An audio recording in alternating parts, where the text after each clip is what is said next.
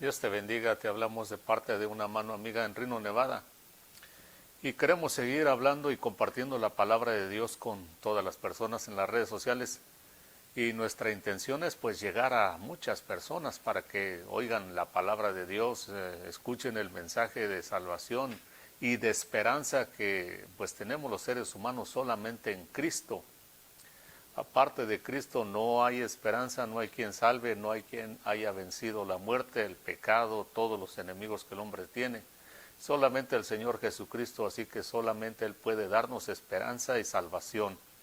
Y queremos seguir hablando en cuanto al propósito de Dios, porque todas las cosas que Dios creó tienen un propósito. Dios no creó nada porque se le salió del control su poder o porque se le ocurrió solamente así, sino que todo lo que Él creó tiene un propósito y a su debido tiempo Él lo va a cumplir, sea en el mundo pequeño o en el mundo microscópico de las bacterias y virus.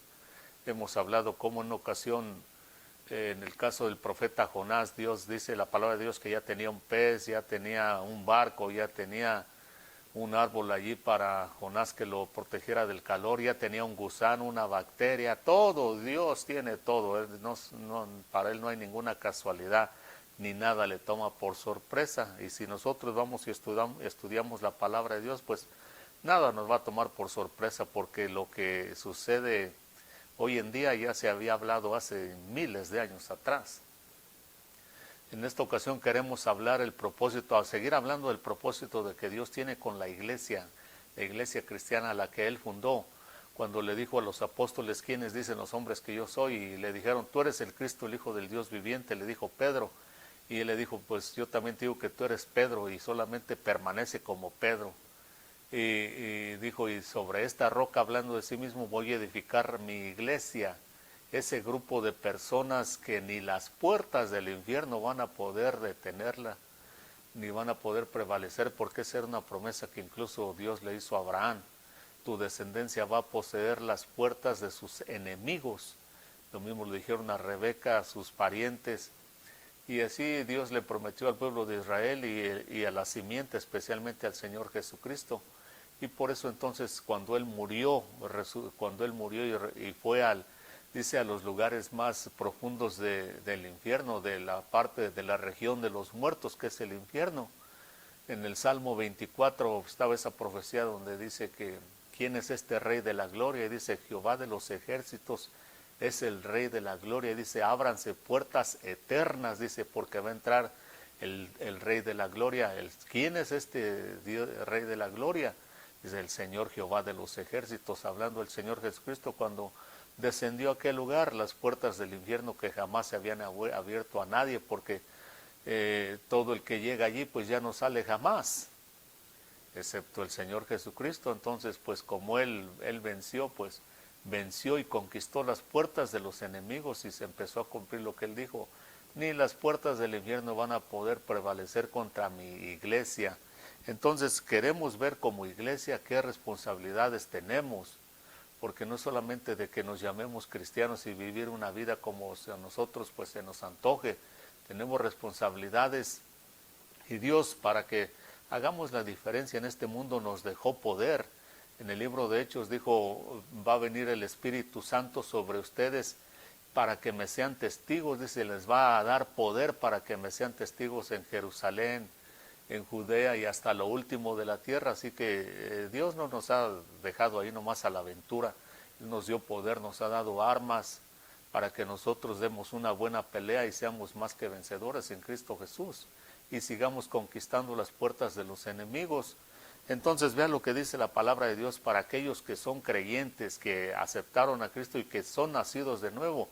Como el Señor le dijo a Nicodemo, tienes que nacer de nuevo para que del Espíritu, dice, del Espíritu tienes que nacer de nuevo para que seas una nueva criatura, y las cosas que Dios ha preparado desde antes de la fundación del mundo para aquellos que le aman, dice que Él las preparó para que caminemos en ellas. En Efesios 2:10 dice que ahí están, pero tenemos que prepararnos para que podamos llevar a cabo las cosas que Dios preparó ya, que ya están allí.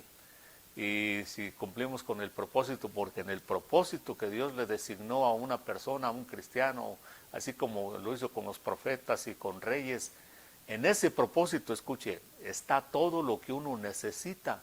Uno, incluso la gente cristiana, a veces por falta de información, por falta de conocimiento adecuado de la palabra de Dios, de maestros que tengan el conocimiento adecuado, que le enseñen a uno, uno se desvía mucho y se deja llevarnos por las emociones, sentimientos, por lo que ve, por lo que oye, dependiendo a veces del lugar donde esté, de la cultura, todo eso influye.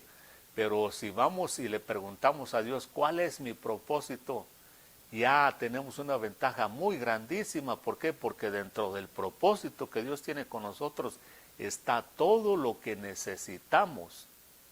No necesariamente millones de dólares, no necesariamente fama, no necesariamente nada de lo que este mundo persigue, pero está todo lo que necesitamos. Y si dentro de ese propósito incluye esas cosas, Dios considera que esas cosas tienen que estar allí, entonces van a estar allí, porque hoy en día hay muchos hombres que le sirven a Dios, tienen mucha fama, no como la de Hollywood, pero tienen mucha fama y han sido bendecidos grandemente. Yo diría que no todos, pero creo que algunos o muchos de ellos es porque el propósito de Dios ha estado allí. Y muchos especialmente que no necesariamente son ricos ni famosos, pero que Dios, el propósito que les designó, lo están viviendo y son personas completamente felices y dichosas, llenas de bendición en toda su vida, porque están cumpliendo con el propósito de Dios. Y ese propósito, ahí está todo lo que necesitan. No necesariamente riquezas materiales, no necesariamente fama, pero la prueba sea que están bendecidos completamente ellos y sus familias. Donde quiera que van son bendición. Eso es lo que importa, que sepamos cuál es el propósito que Dios nos designó, porque ahí está todo lo que necesitamos, especialmente el poder para poder vivirlo, para poder llevarlo a cabo. Y vean lo que dice la palabra de Dios. El apóstol San Pablo habló a los corintios, en el primer libro de los Corintios dice esto, en el capítulo, vamos a ver aquí, 3 y verso 16, vea lo que dice la palabra de Dios. ¿No sabéis? Hace una pregunta el apóstol San Pablo aquí a los Corintios y les dice, ¿no sabéis que sois templo de Dios y que el Espíritu de Dios habita en ustedes? Si alguno destruye el templo de Dios, Dios lo va a destruir a él, porque el templo de Dios es santo y eso es lo que ustedes son. Una vez más dice, les hace estas preguntas. ¿No saben que ustedes son el templo de Dios y que el Espíritu del Dios vivo habita en ustedes? Si alguno de ustedes destruye este templo, Dios lo va a destruir a él, porque el templo de Dios es santo y eso es lo que ustedes son. Vea otra escritura muy parecida aquí en este mismo libro de Corintios, en el capítulo 6 y verso 19. El apóstol les vuelve a hacer otra vez la misma pregunta. ¿O no sabéis que vuestro cuerpo es el templo del Espíritu Santo, que está en ustedes, el cual tienen ustedes de Dios, y que no es de ustedes mismos? Ustedes no son dueños de ustedes mismos, pues por precio han sido comprados. Por tanto, glorifiquen a Dios en vuestro cuerpo y en vuestro espíritu, los cuales son de Dios. Las dos escrituras prácticamente están hablando de lo mismo. El apóstol San Pablo a aquella gente de Corintio les hace esta pregunta. ¿Acaso no saben que ustedes son el templo de Dios y que el Espíritu del Dios vivo, el Espíritu Santo, está en ustedes? Dice, si alguno de ustedes no le da buen uso a este templo y lo destruye, incluso llega al punto de destruirlo, dice, Dios lo va a destruir a él. ¿Cómo podemos destruir este templo? Entonces, vea, el propósito de un cristiano en la iglesia, hemos hablado también de que la función de la iglesia o de un cristiano es ser luz del mundo. Y no es fácil ser luz del mundo que está lleno, saturado de tinieblas, donde el mismo diablo, el príncipe de las tinieblas, domina. No es fácil. Necesitamos poder o una luz. El Señor dijo, yo soy la luz del mundo y el que me sigue andará a la luz no va a andar en tinieblas, va a andar en mi luz. Así que necesitamos esa luz de parte del Señor, pero más específico, ¿de dónde vamos a agarrar luz? Porque el Señor no está aquí, a través de este Espíritu Santo. El Espíritu Santo, una de las formas o de los simbolismos que se usa en la palabra de Dios es el aceite de oliva especialmente. Y hemos hablado de que Dios, cuando le habló a Moisés, le dijo, construye un tabernáculo.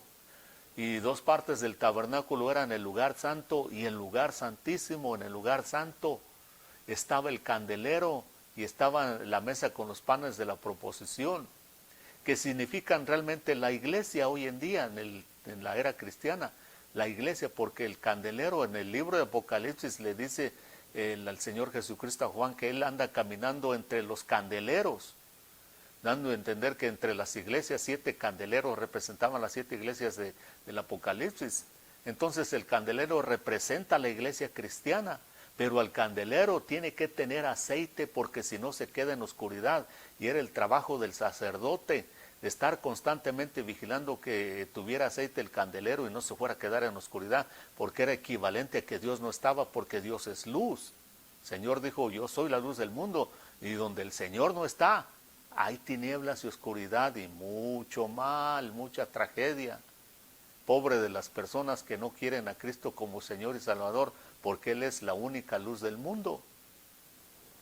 Entonces ahí estaba el lugar santísimo, estaba el lugar de la mesa con esos panes, que significa la palabra de Dios. En otras palabras, el lugar santo representa la iglesia cristiana en cualquier lugar, en cualquier época, donde todo el mundo puede tener acceso a oír a ese lugar, ir a entrar y a oír la palabra de Dios. Pero el candelero, escuche, el candelero tiene que tener aceite constantemente, y el aceite no se consigue en absolutamente ninguna institución de este mundo, ni en el gobierno, ni en la escuela, ni en la luna. No hay lugar donde se pueda conseguir el aceite para el candelero, solamente en el lugar santísimo que está detrás de ese velo que rompió el Señor Jesucristo cuando murió. El lugar santísimo, donde entraba solamente el sacerdote, el sumo sacerdote, una vez al año, a representar la sangre del sacrificio. Ahora el Señor Jesucristo dice que Él entró, en el capítulo 9 de Hebreos, y en el capítulo 4, verso 16, dice que tenemos entrada a este lugar santísimo para que allí está el asiento de la misericordia y el trono de la gracia, donde está el Señor Jesucristo, el asiento de la misericordia y el trono de la gracia que Él formó con su propia sangre, no con la sangre de otro animal, de otro cordero, lo que haya sido. Él entró con su propia sangre porque es el Cordero de Dios, a presentarla ahí delante del Padre para que pudiera ser propiciación por todo aquel que quiera creer. Él es el que tiene esa gracia, dice que el trono de la gracia ahí está. Él es el único que puede darnos esa gracia o ese poder, esa luz para que podamos brillar en la oscuridad en este mundo. De otra forma es imposible, porque está tan saturado el mundo y cada día está peor, que sin Cristo no podemos brillar. Nos arrastra este mundo con su oscuridad.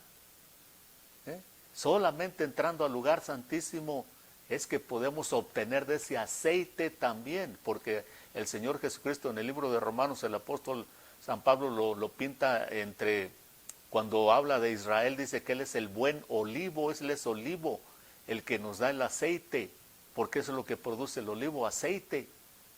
Y se usaba el aceite para muchos propósitos, y de eso, si Dios quiere, vamos a hablar para cuántos propósitos era usado el aceite, pero especialmente para lámparas y alumbrar. Y era lo que le echaban al candelero. Así que, ¿dónde vamos? Por eso hay tantas iglesias que las tinieblas se las están arrastrando.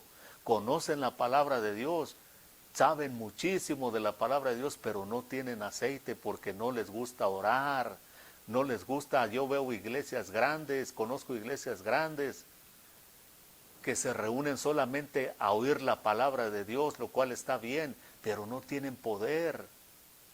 Ya muchos de los mensajes que les enseñan los pastores, maestros, evangelistas, ya muchos de los miembros de esas iglesias se lo saben de memoria, tal vez hasta mejor que el predicador que está allí, pero no tienen poder porque no entran al lugar santísimo a orar, donde está el Señor Jesucristo, impartiendo esa gracia, dice, para el oportuno momento y necesidad. Cuando viene la necesidad, la prueba, la lucha, no tienen aceite, conocen la palabra de Dios, pero cuando vienen los problemas y vienen en serio, lo menos que se recuerdan es de la palabra de Dios, porque los sentimientos, las emociones, de todo alrededor nos traiciona, nos hace que nos olvidemos de la palabra de Dios. Lo mismo que le pasó a muchos hombres, al mismo Lucifer, estando en el mismo cielo, cuando vino la tentación. ¿Dónde estaba esa sabiduría que él tenía? Dice que estaba lleno de sabiduría. ¿Qué le pasó? Cuando vino la tentación, esa sabiduría se le olvidó, porque el pecado tiene mucho poder, las tinieblas tienen mucho poder. Solamente entrando al lugar santísimo para orar, clamar, buscar el rostro de Dios, uno puede obtener de este aceite y de esta gracia para poder sobrevivir y brillar en este mundo. El apóstol aquí le está diciendo a los corintios, ustedes son el templo de Dios. De la única forma que ustedes pueden permanecer como templo de Dios, que es el Espíritu del Dios vivo, es que ustedes tengan una comunión fuerte con Dios. Dice, no se les vaya a ocurrir maltratar este cuerpo, este templo, porque si lo destruyen, Dios los va a destruir a ustedes. Una persona cuando se aleja de Cristo, se olvida de la palabra de Dios, que era un templo de Dios, termina destruyéndolo, entonces Dios lo va a destruir a él. Y dos veces les habla aquí en el capítulo 3 y en el capítulo 6. Las mismas preguntas el apóstol le hace a esta gente. ¿Acaso ustedes ignoran que ustedes son el templo del Espíritu Santo? Vea, estamos hablando de lo que era el templo y el tabernáculo en el antiguo tiempo, pero ahora nosotros somos el templo de Dios. ¿De qué está lleno nuestro templo? Tenemos, vea, que por eso dice el Señor que nosotros somos como una lámpara que se enciende, dice, y luego se pone en el candelero. No queda sola la lámpara. Una persona que quiera brillar se une a la iglesia, el candelero, y sigue brillando, porque entre más lámparas estén brillando, más fuerte es la luz y más hay posibilidades de que sobrevivan y estén bien. El Señor Jesucristo ve hablando del templo, la función del templo. Cuando dice que anduvo predicando en Jerusalén hace 2000 años, en el libro de Juan, en todos los evangelios habla de esto, pero todos los dicen diferente. En el libro de San Juan capítulo 2, dice que lo primero que hizo cuando empezó a predicar, llegó al templo, y dice que empezó a sacar a los que vendían allí ovejas, porque se estaba el tiempo de la Pascua en ese entonces, y en la Pascua hacían muchos negocios los escribas y fariseos, y había cambistas, como hoy en día se cambia el dólar por pesos y todo eso, había cambistas que por la moneda de ese entonces, porque querían que todo, era todo un negocio redondo. Ahí tenían los animales para venderlos, los escribas y fariseos, y el Señor los echó a todos y les dijo, no hagan de la casa de mi padre una cueva de ladrones. Dice que después de que limpió el templo, ¿sabe qué pasó? Inmediatamente dice que llegaron los cojos, los ciegos, los enfermos, toda la gente necesitada para que Él les ayudara. Hasta que no limpiemos nuestro templo y tengamos poder, no vamos a poder ayudar a nadie si no nos ayudamos ni nosotros mismos. Y esa es la función de uno que se llama cristiano y de la iglesia cristiana. Que esté llena del Espíritu Santo de Dios, porque somos el templo de Dios, llenos de ese aceite, llenos de esa gracia, y que limpiemos estos templos de toda la rapacidad, de toda la ganancia deshonesta, de todo el pecado y la maldad, porque es cuando entonces la gente misma, fíjese, se nos va a arrimar y van a decir, pues tú tienes algo diferente, y si les podemos ayudar, ¿no es eso la función que debemos de cumplir? No conformarnos a ser personas religiosas. Así que hay que aceptar a Cristo como Señor y Salvador, despertar y entrar al lugar santísimo constantemente. Acéptelo y empiece a tener una nueva vida y abandone la muerte, porque sin Cristo solo hay muerte. Que Dios lo bendiga. Hasta la próxima.